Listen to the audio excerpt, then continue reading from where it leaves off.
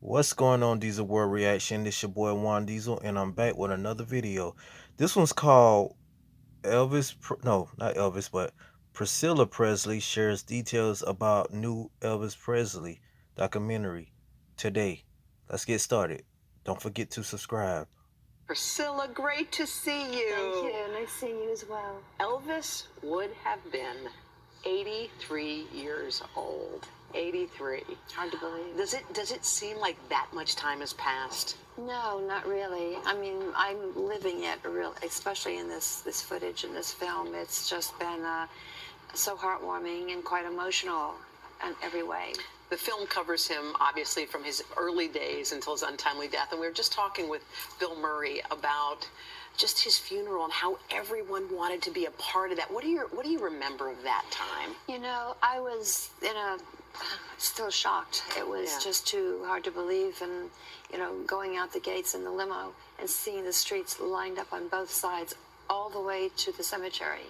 It was, you see glimpses, you see people crying, hysterical, fainting, and that's how impactful it was. And still to this day, people come around the same time and they're all there. When you bring up Elvis's name to a bunch of different people, you watch their eyes soften. And I think I read somewhere where you said one of Elvis's fears was that he would be forgotten. Mm-hmm. Why was that one of his fears, do you think?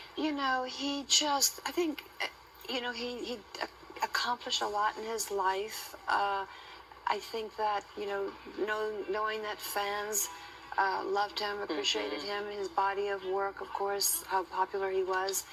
He, wondered how the fans would remember him, if they would. If they would. That's so crazy when you think about that, right?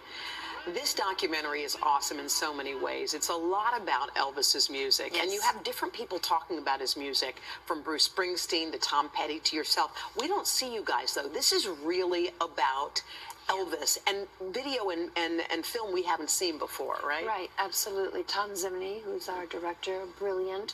He did Bruce Springsteen's documentary as well.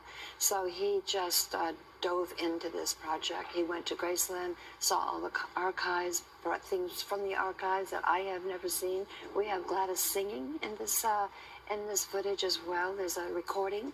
I didn't even know that was there. Of course, I didn't go through the archives and look through everything, but he had carte blanche to go and came out with some unbelievable things I've never seen. He wanted so much to be sort of in the movies too. He wanted to evolve. Yes, he did. But he seemed like he was sort of kept in a box, whether by fans or managers or something, like trapped a little bit. He was, and you'll get answers in this film. This is a film that many people have asked about, meaning wanting to have questions about Colonel Parker, his management, his label.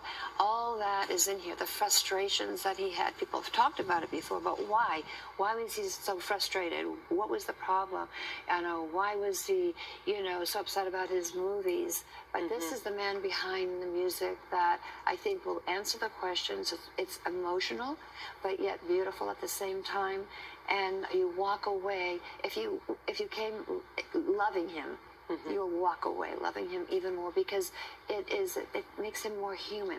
People see him as rock and roll, the entertainer of the world, movies, but here you're even closer to him because it's very revealing. Well, it's a beautiful production. It's 2 hours, because you have to have 2 hours at least for Elvis. You can't say it in an hour. No, it's 3 hours. 3 hours. Yes. Priscilla, thank you so much. I really appreciate you being with us. Subscribe to the channel, Elvis Presley, folks. The Searcher. It debuts on HBO on April the 14th. Don't miss it. Hello today.